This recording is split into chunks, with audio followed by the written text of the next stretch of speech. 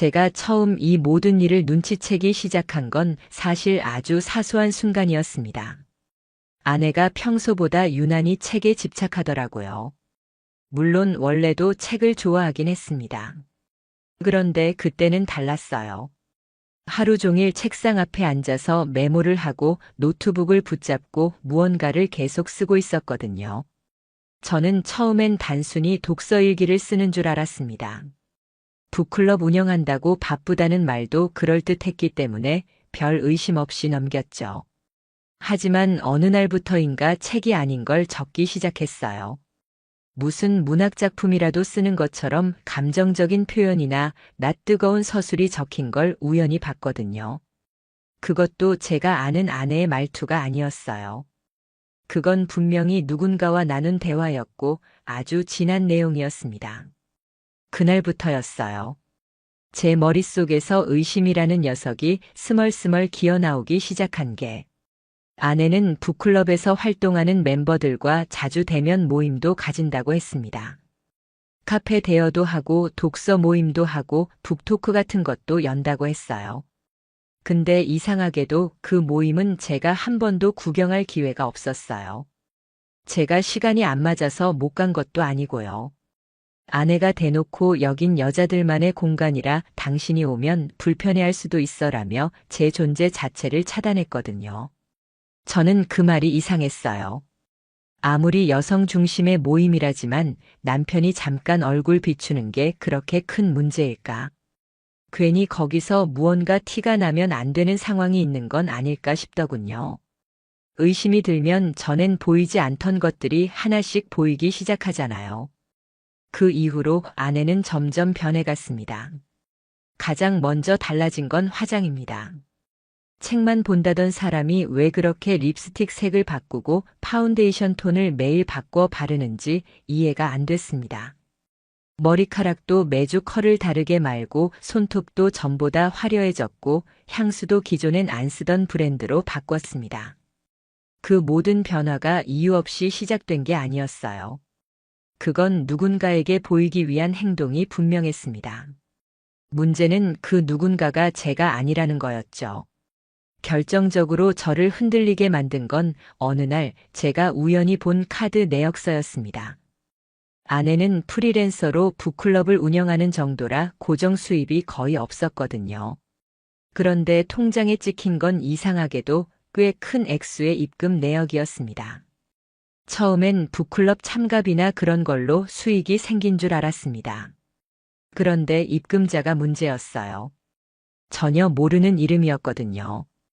이름부터 이상했어요. 회사명도 없이 그냥 개인 명의로 입금이 되어 있었습니다. 검색을 해봤죠. 그런데 그 이름, 제가 너무나 잘 알고 있는 사람이더군요. 최근에 출간되어 화제를 모은 신인 작가의 필명. 베스트셀러 작가였어요. 전국 서점 1위까지 찍은 책의 작가였다고요. 그런데 그 작가 이름으로 왜 제 아내 계좌에 돈이 들어오는 겁니까? 의심은 점점 더 커져갔고 저는 결국 참지 못하고 아내의 노트북을 열어봤습니다. 아내는 워드 프로그램에 비밀번호를 걸어놨지만 제가 모를 리가 없죠. 그 안엔 수십 개의 문서가 있었고 그중 몇 개는 아예 파일명부터 충격적이었습니다. 소설 초안, 작가님 메모, 인터뷰 예상 Q&A 같은 이름들이 있었거든요. 열어보니 소설 내용이 줄줄이 나왔는데 그 표현들이 어디서 많이 본 문장들이었습니다. 바로 그 유명한 신인 작가의 책이었어요. 그런데 그 책은 분명 그 작가가 쓴 걸로 알고 있었는데 문서 속 날짜는 출간 이전이었습니다. 즉, 제 아내가 그 원본을 가지고 있었다는 거죠. 심장이 철렁 내려앉는 느낌이 들었습니다. 처음엔 혹시 공동작업자인가 했습니다. 하지만 그건 아니었어요. 문서 속엔 아내가 그 작가와 주고받은 메모들이 있었는데 내용을 보면 아내가 그에게 이번 소재는 내가 경험했던 남편 이야기야. 자극적인 요소로 넣어봐. 반응 좋을 거야 라고 써놨더라고요. 저는 저도 모르게 소리를 질렀습니다. 제 얘기를 가지고 소설을 쓰다니. 그것도 다른 남자와 같이. 그리고 돈은 왜 받은 겁니까? 그 작가가 고마움의 표시로 준 겁니까? 아니면 그 이상이 있었던 걸까요? 다음 날 저는 회사에서 일하는 내내 멍했습니다. 아무 일도 손에 잡히지 않았고 머릿속에는 아내의 그 노트북 화면만 맴돌았습니다. 그 작가와 얼마나 자주 연락했는지 어떤 관계였는지. 아내가 책 속 주인공을 만들 때 자기 경험을 참고했다고 했는데 그 경험은 대체 누구와 한 거였을까요? 저는 참지 못하고 퇴근하자마자 아내에게 물었습니다. 대놓고 묻진 않았어요. 그냥 돌려서 말했죠. 요즘 그 베스트셀러 작가 책 읽었어? 내용이 어쩐지 낯익더라라고. 그런데 아내의 반응이 너무 과했어요. 갑자기 얼굴이 굳어지고 말을 얼버무리기 시작했죠. 응? 그냥 많이들 읽어서 나도 읽어봤지라는 식으로. 저는 그 반응에서 확신을 했습니다. 이 사람 뭔가 감추고 있구나. 단순한 관계가 아니구나. 이건 단순한 작가와 북클럽 운영자의 관계가 아니라는 걸. 며칠 뒤 저는 아내 몰래 서점 행사를 추적하기 시작했습니다. 그 유명한 작가의 북사인회 일정이 우연히 저희 동네 대형 서점에서 열린다고 하더라고요. 평일 저녁이었지만 저는 그날을 위해 조퇴를 했습니다. 도저히 참을 수가 없었거든요. 그냥 진실을 눈으로 확인하고 싶었습니다. 그날 서점은 사람들로 붐볐습니다. 그 작가는 생각보다 훨씬 젊고 말끔하게 생긴 사람이었어요. 수트의 슬림한 분위기. 그런데 문제는 그 사람을 바라보는 아내의 눈빛이었습니다. 저는 군중 속에서 몰래 숨어서 지켜보고 있었는데 아내가 작가를 향해 웃으며 다가가는 모습이 딱 걸렸습니다. 절대 평범한 북클럽 운영자의 태도가 아니었습니다. 두 사람은 사람이 적은 코너로 이동하더니 귓속말을 주고받았습니다. 그 장면을 보자마자 저는 몸이 굳었습니다. 아니 책 사인 받으러 온 사람이 저렇게 다정하게 귓속말을 한다고요. 더 황당한 건 작가가 아내 손을 잡더니 서점 뒤편 직원 전용 출입구로 같이 들어가는 장면이었습니다. 저는 그 순간 제 눈을 의심했어요. 이게 지금 무슨 상황인 거죠? 도저히 믿을 수가 없었습니다. 마치 영화 같았어요. 현실에서 이런 장면을 목격하게 될 줄은 몰랐죠. 저는 그날 서점에서 본 장면이 머릿속에서 떠나질 않았습니다. 평범한 북클럽 운영자와 작가의 관계가 아니었습니다. 귓속말을 하던 모습, 손을 잡고 사라지던 뒷모습, 그 모든 게 너무나도 친밀해 보였거든요. 저는 그날 이후로 단 하루도 편히 잠을 자지 못했습니다. 눈만 감으면 그 장면이 떠올랐습니다. 침대에 누워있는 아내가 웃으며 다른 남자의 귓가에 속삭이던 그 모습처럼요. 차라리 못 봤다면 나았을 겁니다. 하지만 이제는 되돌릴 수도 없었고 확인해야만 했습니다. 이게 단순한 감정의 교류인지 아니면 그 이상이 있는 관계인지 말이죠. 제가 먼저 한 일은 카드 결제 내역을 다시 정리해서 분석하는 일이었습니다. 아내는 따로 비밀 카드를 만든 적은 없었습니다. 다만 평소에는 사용하지 않던 온라인 결제 서비스들을 갑자기 쓰기 시작했더라고요. 페이앱 같은 익명성 높은 간편 결제들로 디지털 상품권, 문화 상품권을 사서 다시 그것들을 다른 계정으로 전송한 흔적이 남아 있었습니다. 이게 뭔가 싶어서 추적을 해봤더니 문화상품권으로 전환된 포인트가 다시 어떤 작가 이름으로 연결된 계좌로 들어가고 있었어요. 아내는 직거래로 뭔가를 보상하고 있었던 겁니다.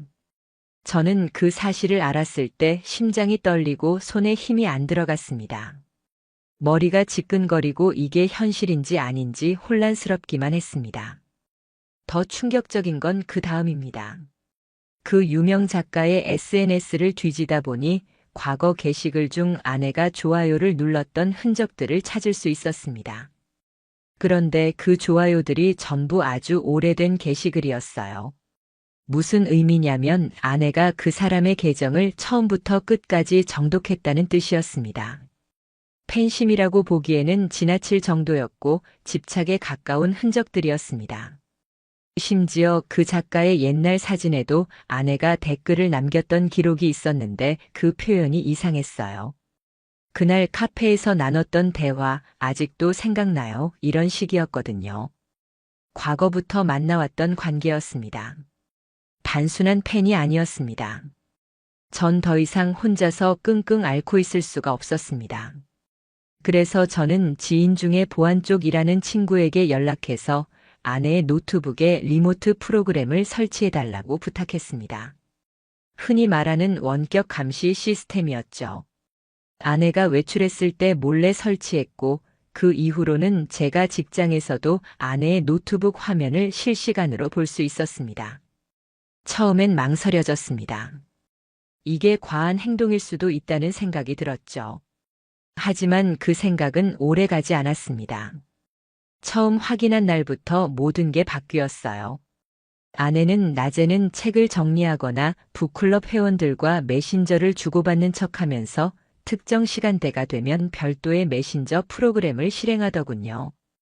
일반 채팅 앱이 아니라 보안이 철저한 해외 서버 기반 메신저였습니다. 메시지들이 자동으로 삭제되도록 설정돼 있었지만 저는 실시간 화면을 보고 있었기 때문에 저장 버튼을 눌러가며 기록을 남겼습니다. 두 사람은 오늘은 몇 시야, 다음 장면엔 내가 경험한 그 에피소드 꼭 넣고 싶어. 너와 함께했던 순간을 소설로 쓸 수 있다니 감격이야 라는 말을 주고받고 있었습니다. 그 순간 저는 의자에서 몸을 떨며 일어섰습니다.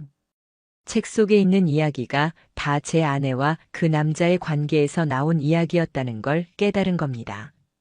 그런데 더 무서운 건 그들이 다룬 에피소드의 내용이 너무나 구체적이고 노골적이었다는 점입니다. 심지어 아내가 제 외모, 제 말투, 제 습관을 비꼬는 식으로 묘사한 문장도 있더라고요. 저라는 인간을 등장인물로 조롱하듯 그려놓고 둘이 웃으며 그걸 소재 삼아 활용하고 있었습니다. 저는 그 자리에서 소리라도 지르고 싶었지만 사무실이었기 때문에 꾹 참았습니다. 하지만 눈물이 났습니다. 분노와 수치심과 자괴감이 한꺼번에 몰려왔거든요. 그날 저녁 집에 돌아가서도 저는 아내를 바로 마주하지 못했습니다. 평소처럼 씻고 저녁을 차리는 그녀의 모습이 그렇게 낯설 수가 없었습니다. 저 사람이 내 아내가 맞나 싶었어요. 저렇게 평온한 얼굴로 나에게 오늘 하루 어땠어? 라고 묻는 사람이 사실은 뒤에서 나를 비웃고 있었다는 사실이 머리를 어지럽혔습니다. 저는 평소보다 말을 아꼈고 아내는 그런 저를 별 의심 없이 받아들였습니다. 그러면서 자기 계획이랍시고 다음 주에 북클럽에서 중요한 행사가 있어서 하루 외박할 수도 있어라고 하더군요. 저는 고개만 끄덕였습니다. 다 알고 있었지만 모르는 척해야 했습니다. 확실한 증거를 쥐기 전까진. 다음 날 저는 그 서점에 사설 CCTV 기록을 요청했습니다. 일반 고객은 열람할 수 없는 정보였지만 제 친구가 그 서점 건물 관리 쪽 일을 하고 있었거든요. 어렵게 부탁해서 내부 직원 통로 쪽 CCTV를 열람할 수 있게 되었고 저는 그날 아내와 작가가 같이 들어가던 장면 이후의 기록을 확인하게 됐습니다. 두 사람은 직원 전용 공간으로 들어간 뒤 창고 쪽에 마련된 작은 회의실에서 30분가량 머물렀습니다. 누가 봐도 사적인 공간이었습니다. 그 방에서 어떤 일이 있었는지는 기록되지 않았지만 나오던 두 사람의 얼굴은 확실히 달라져 있었습니다. 아내는 환하게 웃고 있었고 작가는 아내 어깨를 가볍게 두드리며 작별 인사를 나눴습니다. 그 모습을 보자마자 저는 결심했습니다. 이건 더 이상 넘어갈 수 없는 일이라는 걸요. 하지만 감정적으로 폭발하기엔 아직 때가 아니었습니다. 저는 이걸 마무리까지 철저하게 끝을 보고 싶었습니다. 제 감정만으로 떠들다가는 오히려 제가 이상한 사람처럼 몰릴 수도 있었거든요. 그래서 저는 사설 탐정 사무소에 연락을 했습니다. 인터넷으로 수많은 후기를 보고 실제로 불륜 전문 조사로 유명한 곳을 선택했습니다. 상담을 받고 그간 모아온 자료들을 넘겼고 아내의 일정을 기반으로 일주일간 감시 요청을 했습니다. 특히 외박 예정인 날을 중점적으로 부탁드렸습니다. 그 탐정도 이 정도면 거의 확정이라며 확실한 자료를 확보해주겠다고 했습니다. 저는 그날 이후 매일매일이 고문이었습니다. 겉으로는 아무 일 없는 척했지만 속은 타들어가고 있었거든요. 아내는 여전히 아무렇지 않게 저를 대했고 심지어 제 옆에 누워서는 북클럽 관련 책들을 정리하며 낄낄거리기도 했습니다. 저는 억지로 눈을 감으며 그 시간들을 견뎠습니다. 일주일이 지나고 드디어 그날이 왔습니다. 탐정 사무소에서 연락이 왔고 결과 보고를 들으러 직접 사무실로 향했습니다. 손에 땀이 날 정도로 긴장됐습니다. 저는 어떤 진실이든 마주할 준비가 되어 있었고 이제는 피하지 않기로 결심했으니까요. 탐정 사무소는 예상보다 훨씬 조용한 분위기였습니다. 복도에 들어서는 순간 차가운 형광등 불빛이 눈에 들어왔고 상담실로 안내받는 동안 제 심장은 미친 듯이 뛰고 있었습니다. 저는 머릿속으로 수없이 상상했습니다. 그동안 모아온 의심들이 정말 사실일까? 아니면 단순한 오해일까? 하지만 제 머릿속 깊은 곳은 이미 결론을 알고 있었습니다. 다만 그걸 눈으로 확인하는 순간을 미뤄왔을 뿐이었죠. 탐정은 두꺼운 서류 파일과 USB 하나를 꺼내놓고 제게 말했습니다. 조사 결과부터 말씀드리겠습니다. 부인분은 의뢰인께서 말씀하신 베스트셀러 작가와 장기간 사적인 관계를 유지하고 있었던 것으로 확인됐습니다. 그 말 한마디에 제 몸은 얼어붙었습니다. 예상했지만 막상 듣는 순간엔 머리가 멍해지고 손끝이 저릿해졌습니다. 그는 이어서 자료들을 하나씩 보여주기 시작했습니다. 첫 번째 사진은 호텔 주차장에서 찍힌 아내와 그 남자의 모습이었습니다. 아내는 마스크를 썼지만 눈매와 체형이 확연히 드러났습니다. 두 사람은 차량 문을 열고 내리며 서로를 바라보고 있었고 아내가 그 남자의 팔을 스치는 모습까지 선명히 찍혀 있었습니다. 두 번째 사진은 호텔 로비에 들어서는 장면이었고 세 번째는 엘리베이터 앞에서 기다리며 다정하게 대화하는 모습이었습니다. 그 장면들은 부인할 수 없는 수준의 증거들이었습니다. 탐정은 말했습니다. 이 호텔은 시내 모처에 있는 프라이빗 예약 전문 호텔이며 부인과 그 남성은 지난 3주간 총 3회 이상 해당 호텔을 이용한 것으로 확인됐습니다. 체크인 명부에는 다른 이름으로 되어 있으나 차량 번호와 CCTV 영상으로 신원 확인을 마쳤습니다. 저는 자료를 넘기는 손이 떨렸습니다. 특히 그날 서점에서 봤던 모습과 이 호텔 방문이 시간적으로 완전히 이어진다는 걸 확인하고 나니 더 이상 믿을 수 있는 구석이 없었습니다. 아내는 명백하게 이중 생활을 하고 있었던 겁니다. USB 속에는 동영상도 있었습니다. 로비에서 나오는 모습, 차량에 탑승하며 서로 웃음을 주고받는 장면, 엘리베이터 앞에서 손등을 스치며 눈빛을 주고받는 아찔한 순간까지 있었습니다. 저는 더 이상 눈을 뗄 수 없었습니다. 그리고 머릿속에서 그동안의 모든 조각들이 퍼즐처럼 맞춰졌습니다. 왜 갑자기 그 작가 책이 집에 많이 쌓였는지, 왜 그 책 속 주인공은 꼭 저를 닮은 캐릭터로 묘사됐는지, 왜 아내는 요즘 따라 그렇게 당당하게 행동했는지, 다 이유가 있었던 겁니다. 하지만 그것만으로 끝이 아니었습니다. 탐정이 추가로 확보한 자료는 바로 두 사람의 카카오 오픈 채팅 기록이었습니다. 익명으로 진행된 대화였지만 프로필 사진과 말투, 공유된 자료들로 두 사람의 신원은 쉽게 추정 가능했습니다. 메시지엔 이런 문장이 있었습니다.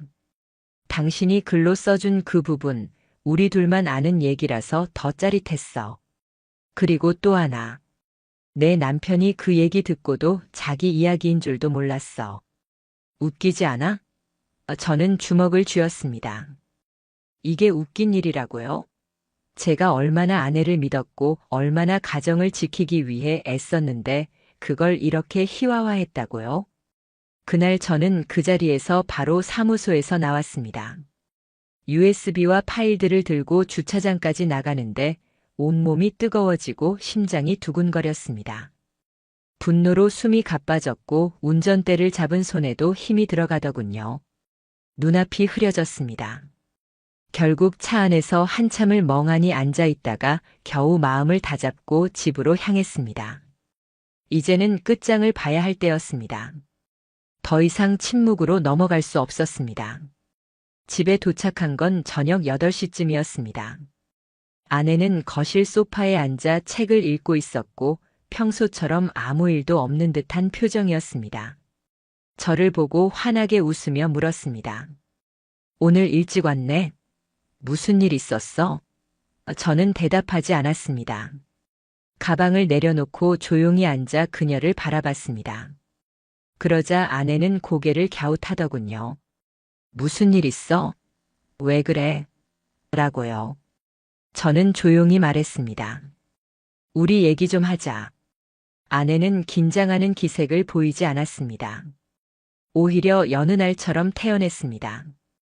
그래서 저는 USB를 꺼내 TV에 연결했습니다. 첫 번째 영상이 재생되자 아내는 입을 다물었습니다. 그녀는 영상 속 자신이 마스크를 쓴 채 호텔 주차장에 들어가는 장면을 뚫어져라 쳐다봤습니다. 화면이 바뀌고 엘리베이터 앞에서 남성과 이야기 나누는 장면이 나오자 그제야 얼굴이 하얗게 질려갔습니다. 저는 그 모습을 보며 차가운 목소리로 말했습니다. 이제 무슨 말 할 건데? 아내는 그제서야 몸을 떨기 시작했습니다. 그러더니 고개를 떨군 채 미안해라고 말했습니다. 저는 그런 대답을 원하지 않았습니다. 미안하다고요? 1년 넘게 남편을 속이고 다른 남자와 소설 소재를 나누고 호텔에 다니고 제 인생을 우습게 만든 사람이 지금 와서 미안하다고요? 저는 참을 수 없었습니다. 당신 나를 얼마나 우습게 봤으면 이런 짓을 하고도 이렇게 태어날 수 있었어? 라고 말했습니다. 그러자 아내는 울먹이며 말했죠. 처음엔 정말 글 때문에 만났던 거야. 그냥 아이디어 회의처럼. 저는 비웃음이 나왔습니다. 아이디어 회의요? 호텔에서? 팔짱 끼고 귓속말하면서 그게 회의였다고요? 그런 변명이 통할 거라고 생각한 겁니까? 저는 더 이상 대화를 이어갈 수 없었습니다. 제가 이토록 처참하게 무너지는 모습을 아내에게 보이기 싫었습니다. 저는 그 자리에서 집을 나와 친구 집으로 향했습니다. 짐도 안 챙기고 그냥 몸만 빠져나왔습니다. 아내는 계속 울면서 따라오려고 했지만 저는 단호하게 말했습니다. 나한테 말하지 마. 이제 당신 입에서 무슨 말이 나와도 들을 생각 없어. 그날 밤 친구 집 거실에서 저는 잠도 자지 못하고 누워 있었습니다. 머릿속엔 수없이 많은 장면들이 교차했죠. 결혼식 날, 신혼여행, 처음으로 아내가 울면서 제게 고맙다고 했던 날. 그리고 지금. 저는 그 모든 추억이 진흙탕 속에 빠진 것 같은 기분이었습니다. 도대체 뭐가 잘못된 걸까? 언제부터 아내는 저 사람과 함께였던 걸까? 그 사람은 진심이었을까? 아니면 그저 그를 위한 도구였을까? 그리고 나는 무엇이었을까? 사랑이었을까? 아니면 그냥 그녀에게 소재였던 걸까? 친구 집에 머물면서 저는 혼자만의 시간을 가지려 애썼습니다. 하지만 머릿속은 전쟁터였습니다. 감정은 들끓고 생각은 어지러웠고 모든 게 복잡하게 얽혀 있었습니다. 이대로 끝낼 순 없다는 생각이 들었습니다. 그냥 도망치듯 빠져나와 침묵으로 마무리하면 저는 평생 후회할 것 같았거든요. 저는 반드시 이 상황을 끝까지 마주보고 정리하고 싶었습니다. 그래서 결국 변호사를 찾아갔습니다. 사전에 자료를 다 정리해 USB와 함께 가져갔고 정리된 사실관계를 설명하자 변호사는 잠시 말없이 제 얘기를 들은 뒤 차분하게 말했습니다. 이건 단순한 도덕적 문제 수준이 아닙니다. 위자료 청구와 이혼 소송은 충분히 가능합니다. 특히 제3자인 작가에 대한 손해배상 청구도 고려해 볼 수 있어요. 증거가 명확하니까요. 저는 그 말을 듣고 조금이나마 위안이 됐습니다. 내가 느낀 분노가 과하지 않았고 내가 겪은 모욕이 말도 안 되는 게 아니었다는 확신이 들었거든요. 저는 이혼 소송과 함께 상간자 위자료 청구 소송도 준비하기로 했습니다.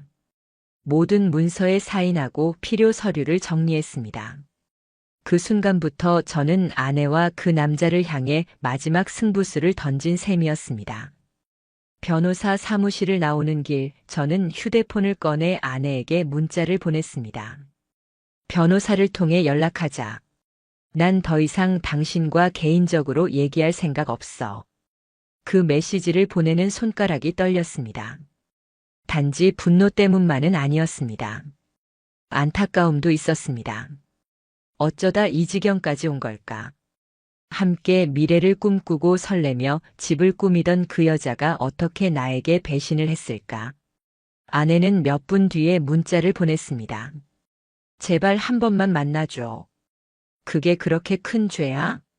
저는 그 문장을 보는 순간 또 한 번 터질 뻔했습니다. 그게 그렇게 큰 죄냐고.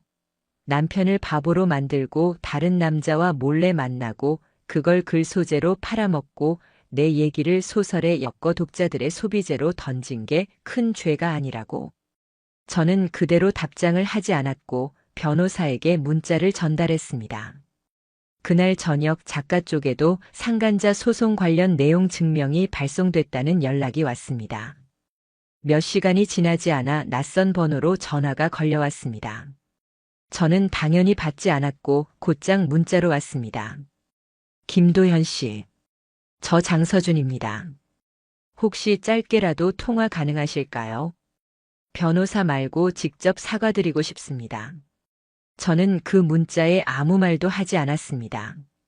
그 사람의 사과가 지금 와서 무슨 의미가 있겠습니까? 이미 저를 바닥까지 끌어내린 장본인이고 뒤에서 함께 웃으며 저를 소비재처럼 다뤘던 사람인데요. 며칠 뒤 회사에서도 분위기가 심상치 않았습니다. 회사 동료 중 한 명이 저를 따로 불렀고 조심스럽게 말했습니다. 내 아내 혹시 요즘 무슨 일 있어? 저는 순간 가슴이 철렁 내려앉았습니다. 설마 소문이 퍼진 건가? 그런데 동료는 이어서 말했습니다. 지인이 출판사 쪽에 있는데 유명한 작가랑 북클럽 운영자가 개인적 관계로 엮였다는 얘기가 돈대. 근데 그 북클럽 운영자 이름이 내 아내랑 같더라. 그 순간 저는 숨이 멎는 줄 알았습니다. 이미 업계 쪽에서는 이 일이 수면 위로 떠오르고 있었던 겁니다. 아내의 이름, 작가의 이름 모두 거론되고 있었고 문제는 더 이상 개인적인 일이 아니게 되어가고 있었습니다. 그날 밤 아내가 저에게 전화를 걸어왔습니다. 저는 받지 않았지만 음성 메시지가 남겨져 있었습니다. 북클럽 회원들도 다 등을 돌렸고 출판사랑도 계약 해지됐어. 제발 한 번만 만나서 얘기하자. 나 정말 후회해. 저는 메시지를 듣고 한참 동안 말이 나오지 않았습니다. 후회한다고요? 후회는 죄의 결과를 감당한 다음에나 할 수 있는 말입니다. 저는 그 후로도 일절 연락을 받지 않았습니다. 오직 변호사 경로를 통해서만 서류를 주고받았고 아내는 결국 변호사를 통해 제게 재산 분할 위자료 협상안을 제시해 왔습니다. 그 안엔 상간남인 작가 쪽의 사과서도 포함돼 있었고 위자료는 3천만 원 수준이었습니다. 그제야 조금 마음이 정리됐습니다. 돈으로 해결되진 않겠지만 적어도 이 사람들에게 경고는 된 것 같았습니다. 하지만 저는 거기서 멈추지 않았습니다. 끝까지 법적 절차를 밟기로 했습니다. 합의가 아닌 정식 소송으로 갔고 변호사는 증거가 확실하니 재판에서도 유리하다고 했습니다. 실제로 재판 초반부터 분위기는 제 쪽으로 흘렀습니다. 아내와 작가는 명백한 증거들 앞에 할 말이 없었고 결국 둘 다 자신들의 과오를 인정했습니다. 그 장면을 보며 저는 이상하게도 눈물이 나지 않았습니다. 오히려 허탈했습니다. 이제 이 사람들과의 모든 감정이 바닥나버린 느낌이었습니다. 재판이 길어지는 동안 저는 집 근처 작은 오피스텔을 구해 혼자 살기 시작했습니다. 처음엔 쓸쓸했지만 시간이 지나면서 오히려 마음이 편해졌습니다. 아무도 제 등을 속이지 않고 아무도 거짓된 표정으로 제 옆에 앉아 있지 않다는 사실만으로도 숨이 편해졌거든요. 친구들과도 예전보다 자주 만났고 등산이나 조깅 같은 취미도 생겼습니다. 그렇게 점차 일상으로 돌아오기 시작했습니다. 회사에서도 저를 응원해주는 동료들이 있었고 상사도 제 사정을 이해해주며 배려해줬습니다. 덕분에 업무에 더 집중할 수 있었고 성과도 자연스럽게 따라왔습니다. 아내와 작가는 결국 법원 판결로 위자료와 재산 분할을 마쳤고 두 사람의 관계는 그 뒤로도 이어졌는지는 알 수 없었습니다. 하지만 주변에서 들리는 말로는 작가의 이미지가 크게 훼손되어 다음 책 출간이 무산됐고 출판계에서도 손절당했다는 소문이 들려왔습니다. 아내는 북클럽 운영을 아예 접고 SNS도 모두 비공개로 전환했습니다. 본인의 자초한 결과였지만 저는 이상하게도 씁쓸했습니다. 저와 아무 상관없는 사람처럼 살아가고 있겠지만 언젠가 그들도 자신들이 만든 선택의 결과를 되새길 날이 올 거라고 생각했습니다. 재판이 마무리된 후 저는 법원에서 받은 판결문을 바라보며 한참을 말없이 앉아 있었습니다. 명백하게 저의 손을 들어준 판결이었고 위자료와 재산 분할 모두 제 조건이 수용됐습니다. 이제 더는 이 문제로 시간을 쏟지 않아도 되겠구나 하는 안도감과 함께 끝났다는 사실이 믿기지 않아 허무하기까지 했습니다. 사람 마음이 참 간사하죠. 그렇게 분노하고 울고 흔들릴 때는 하루라도 빨리 끝나길 바랐는데 막상 끝나니 이젠 이 빈 자리를 무엇으로 채워야 할지 막막하더군요. 하지만 저는 무너질 수 없었습니다. 제 인생이 거기서 끝날 수는 없었기 때문입니다. 저는 이혼을 법적으로 확정지은 다음 날 바로 정리이사를 불렀습니다. 남아있는 짐은 모두 처리하고 새로 구한 아파트로 완전히 이사했습니다. 새 집은 작지만 깔끔했고 무엇보다 제가 직접 고른 구조와 색감이라 그런지 오랜만에 마음이 편안해졌습니다. 제가 좋아하는 커튼색, 제가 고른 가구 배치, 책장은 다시 빈 공간으로 돌아왔지만 그게 오히려 더 좋았습니다. 더는 누군가가 그 책들 사이에 비밀을 숨기지 않을 테니까요. 처음엔 고요한 아침이 어색했습니다. 부엌에서 흘러나오는 소리도 없고 거실을 돌아다니는 인기척도 사라졌습니다. 하지만 시간이 지날수록 그 조용함이 저를 치유해주기 시작했습니다. 그리고 그동안 놓쳐왔던 저 자신과 마주할 수 있었습니다. 저는 책장을 다시 채워가기로 했습니다. 이번엔 누군가의 삶을 바탕으로 한 소설이 아니라 저의 시간을 위한 책들로요. 철학서도 다시 꺼냈고 산문집도 다시 읽기 시작했습니다. 더 이상 누군가의 창작을 의심하며 책장을 넘기지 않아도 된다는 게 얼마나 큰 위안이 되는지 처음 알았습니다. 한 달쯤 지나자 회사에서도 인사이동이 있었습니다. 저에게 팀 리더 직책이 제안됐고 저는 망설임 없이 수락했습니다. 그동안 일이 손에 잡히지 않아 혼란스러웠던 시간들과 달리 이제는 온전히 집중할 수 있었습니다. 일이 곧 삶의 중심이 된 건 아니지만 다시 한번 책임감을 가지고 제 역할에 충실할 수 있다는 것만으로도 감사한 시간이었습니다. 팀원들 사이에서도 신뢰가 두터워졌고 예전보다 더 부드럽고 단단한 리더가 되어가고 있다는 이야기도 들었습니다. 저도 모르게 웃게 되더군요. 주말에는 산책과 등산을 즐기기 시작했습니다. 처음엔 그저 답답한 마음을 달래려고 걷기 시작했던 게 이제는 저만의 루틴이 됐습니다.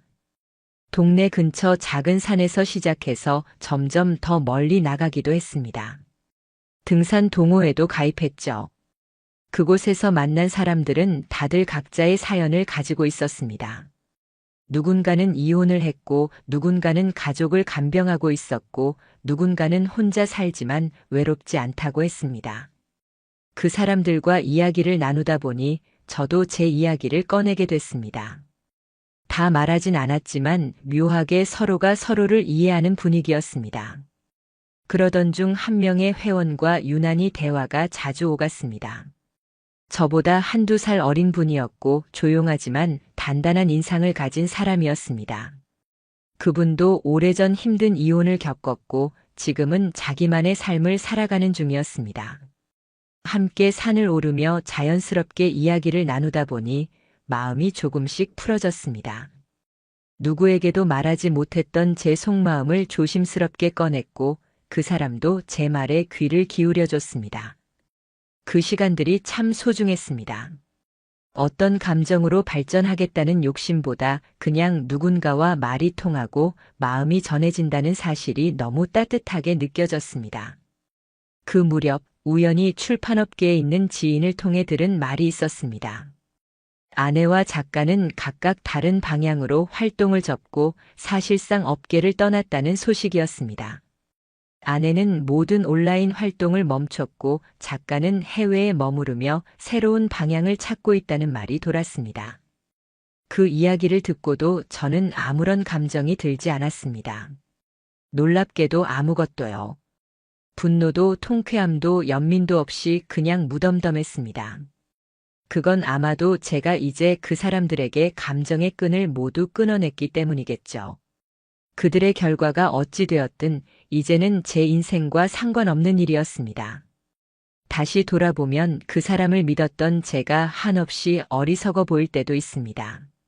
하지만 동시에 그 어리석은 시간들이 지금의 저를 단단하게 만들었다는 생각도 듭니다. 아무도 믿지 못할 만큼 상처를 받았지만 그래도 저는 다시 사람을 만나고 이야기를 나누고 웃을 수 있는 사람이 되어가고 있습니다. 언젠가 다시 사랑을 하게 될지는 모르겠습니다. 하지만 분명한 건 이제 어떤 관계에서든 저 자신을 잃지 않을 거라는 겁니다.